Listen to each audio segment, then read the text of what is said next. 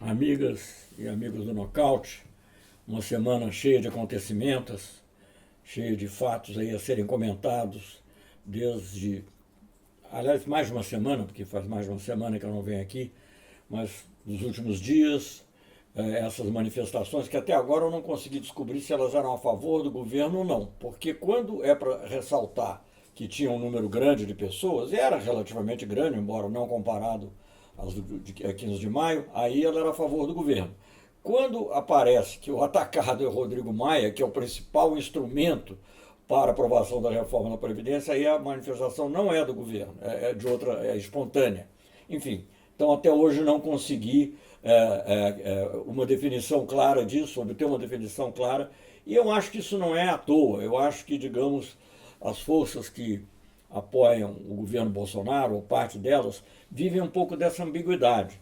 A ambiguidade entre uma pressão que era antes exercida pelo Olavo de Carvalho, agora ele silenciou, transferiu-se para esses movimentos de rua, né, com alguma expressão, mas ao mesmo tempo o governo assume e não assume. Assume o lado que poderia ser, do ponto de vista dele, positivo, como apoio ao governo, mas não assume aquilo que pode ser criticado como negativo. Mas evidentemente são as mesmas pessoas. As pessoas que fizeram lá, puseram um boneco do Rodrigo Maia, são as mesmas, e que defendem o governo do Bolsonaro, são as mesmas. Afinal das contas, poucos dias antes, havia a reprodução de um texto em que praticamente se dizia que o governo não conseguia fazer o que havia prometido ao povo, ou aquilo pelo qual ele foi eleito, devido às dificuldades no Congresso, no Judiciário. Então é indissociável.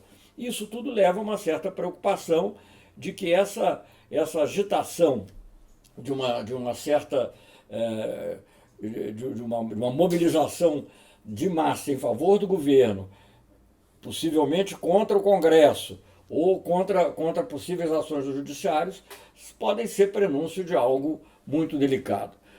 Não sou eu, foram muitos comentaristas que fizeram paralelo com o Jânio Quadros. É claro que no Jânio Quadros não tinha o componente de violência que às vezes aparece nessa, como alguém disse, o Jânio Quadros pelo menos era bom professor de português, né? E não aparece essa violência que aparece em algumas dessas, em alguns fatos dessas manifestações. Para mim, talvez, do que eu vi, do que eu pude ver depois, o que mais me chocou foi arrancarem uma faixa de defesa da educação que estava num prédio público, não sei se é na Assembleia Legislativa, na reitoria da Universidade do Paraná. Isso acho que é uma coisa incrível, isso ser festejado, não é só ser feito, é ser festejado. Então, sermos contra a educação passou a ser algo positivo. Claro, porque na cabeça dessas pessoas, educação dessas pessoas que estão no governo, de muitas delas, educação é sinônimo de doutrinação marxista, de marxismo cultural. A gente não sabe bem do que eles estão falando, mas o fato é que isso justifica ações de natureza, quem sabe até extralegais. Não sabemos ainda, não podemos prever, mas há esse temor.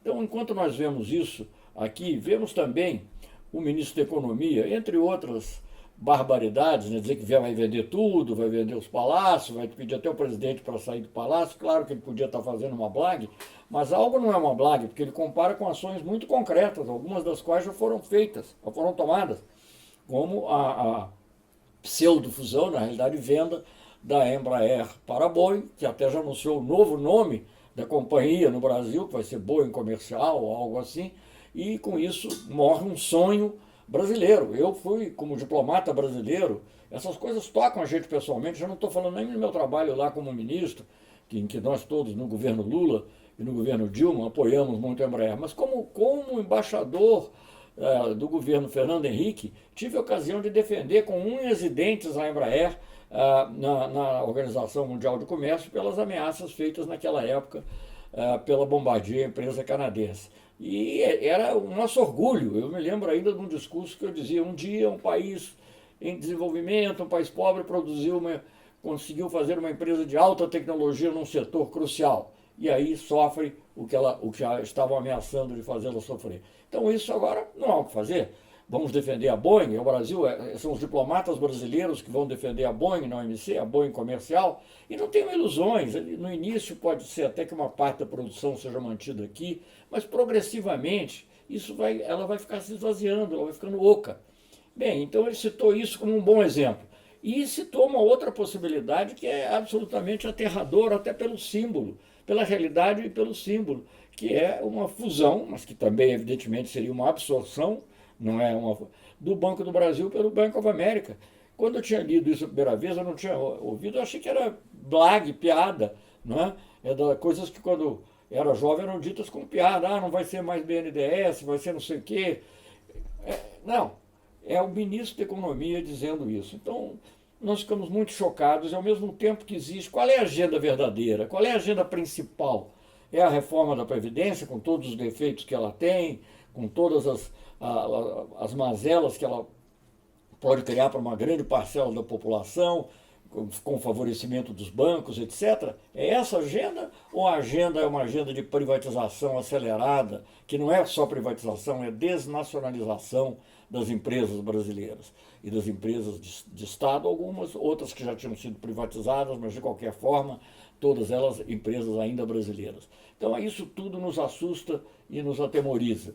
E essas atitudes das ruas, estimuladas certamente por pessoas muito próximas ao centro do poder no governo e até nas avaliações ainda elogiadas por pessoas muito próximas ao centro do poder, isso é algo que é altamente preocupante. Então, nós vemos o país caminhando nesse sentido. Eu não vou nem falar de outros aspectos da política externa, apenas fazer uma breve referência à Venezuela, mas antes eu queria dizer o seguinte: também ouvi o presidente dizer que ouvi um ministro próximo do presidente dizer que o Brasil vai virar uma Venezuela. Evidentemente não é um elogio, né? E dizendo, a Venezuela continua sendo a menina dos olhos de muita gente. Ele está totalmente enganado. As pessoas que defendem hoje a integridade da Venezuela não defendem porque estão de acordo com tudo que se passa na Venezuela. Defendem porque são contra o princípio da intervenção. Ou melhor, defendem o princípio da não intervenção, que é um princípio constitucional. Cada país tem que resolver os seus problemas internamente, não com pressões externas. E falando de Venezuela, eu li com grande agrado até o fato de que começa a haver umas conversações de paz. Então toda essa estratégia que foi seguida, que foi proclamada pelo chanceler em altos brados de que o Brasil, e pelo próprio presidente, que o Brasil estava numa batalha pela democracia da Venezuela, isso já parece que a própria sede de todos esses pensamentos, que é o Washington, já mudou de ideia, porque o Guaidó não iria mandar representantes para discussão com os representantes do Maduro sem aprovação de Washington. É porque ele viu que uma estratégia não dá mais, está indo outra. Então isso dá uma certa esperança, porque a Noruega é um país sério, já participou de mediações importantes em relação à Palestina, Israel e várias outras. Aliás, o Brasil, no tempo do presidente Lula, eu era o chanceler, nós tínhamos um arranjo com a Noruega, a cada ano havia um seminário sobre solução pacífica de conflitos. Um ano era em Brasília e outro ano em Oslo. Agora, qual é o lado triste disso? É o total alijamento no Brasil. Contrastando com o que aconteceu em 2003, em que o Brasil teve um papel central no grupo de amigos da Venezuela, o Brasil hoje está totalmente alijado porque cometeu esse enorme equívoco, pior do que um equívoco até eu diria, essa ação negativa de ter colocado totalmente as suas fichas do lado de uma oposição em que o líder é evidentemente uma pessoa manobrada pelos Estados Unidos. E ao mesmo tempo você ouve comentários do próprio presidente sobre a Argentina, que o Brasil pode virar uma Argentina, ou teremos que rezar para o que vai acontecer na Argentina. Não sei se tem que rezar, mas eu acho que a Argentina, que ainda preserva aspectos de democracia muito mais sólidos do que o Brasil, tem uma eleição séria daqui a pouco, e a possibilidade dele de ser eleito candidato apoiado pelo partido que era dos Kirchner, pelos justicialistas, pela ala progressista dos justicialistas, que é o Alberto Fernandes, é algo muito importante. O Alberto Fernandes é uma pessoa próxima ao Papa Francisco, é uma pessoa, foi ele, aliás, quem possibilitou a minha visita ao Papa Francisco quando eu fui conversar com o Papa Francisco sobre a situação do Lula, e ele mandou, para dirimir qualquer dúvida, uma bênção por escrito para o presidente Lula num livro A Verdade Vencerá. Então, essas situações todas que nós vemos aí nos deixam muito inquietos. Eu não vejo com clareza o futuro do Brasil, eu não sei como será daqui a 2 semanas, eu não sei se a reforma da Previdência é de fato a agenda principal, se existe outra agenda, se existe também uma agenda política. Quando que se ouviu um governo com 5 meses começarem a falar, uns em parlamentarismo branco, parlamentarismo informal, outros falarem ou pelo menos pelas suas ações, ameaçarem o Congresso e o Supremo, porque dizem que eles são os óbices para a realização do projeto que teria sido o escolhido pelo povo. Tudo isso é muito preocupante. Agora, ao lado disso, eu quero sempre reiterar um ponto, porque nós lutamos pela democracia, e lutar pela democracia é lutar por bandeiras concretas, pela educação não só a educação dos privilegiados, a educação de todos, a educação dos negros, a educação dos pobres, a educação dos nordestinos que nasceram em cidades pobres. É essa educação que nós queremos, e queremos também uma educação de qualidade para a ciência e tecnologia, para que isso possa, digamos, dar um dinamismo que há muito tempo, a verdade é essa, há muito tempo a indústria brasileira perdeu, mas que teria condições de recuperar se nós perseguíssemos essa bandeira. Então, são essas bandeiras, é a educação, é a questão de uma reforma da Previdência, não permitir que haja uma reforma da Previdência que penalize os mais pobres, não permitir que haja uma privatização de algo que é um direito, que é um instrumento, é um dever do Estado e um direito do cidadão. Essas são as bandeiras pelas quais temos que lutar. Mas para que tudo isso ocorra, eu acho que é preciso que haja também interlocutores válidos. E eu, nesse ponto, sempre chego a essa mesma conclusão. Para que o Brasil volte a ser uma democracia plena, em que essa ameaça de golpe não esteja pairando permanentemente sobre a nossa cabeça, é preciso que o Lula seja solto. E não é para que o Lula vá assumir o governo no dia seguinte, não é isso, não é disso que se trata, ou que vai inflamar as massas. É para que haja um interlocutor que represente efetivamente o interesse dos mais pobres.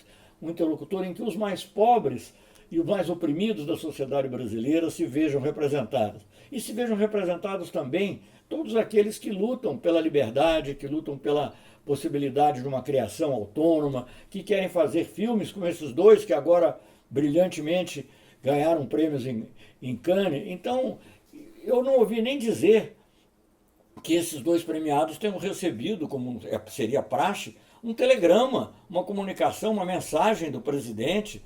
Ministério da Cultura não posso falar porque não tem mais.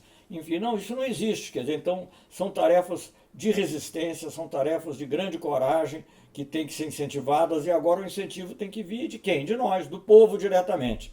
Então, parabéns aos nossos cineastas que foram a Cannes, trouxeram filmes, prêmios importantes, prêmio especial do júri na competição, um prêmio também do outra mostra, conheço bem, fui presidente da Embrafilme.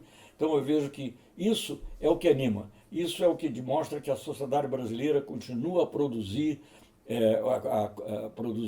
obras de valor cultural, criativas, com sentido humano. E essa humanidade é que tem que prevalecer sobre essa visão mesquinha que transforma num grande triunfo ter arrancado uma faixa que diz em defesa da educação.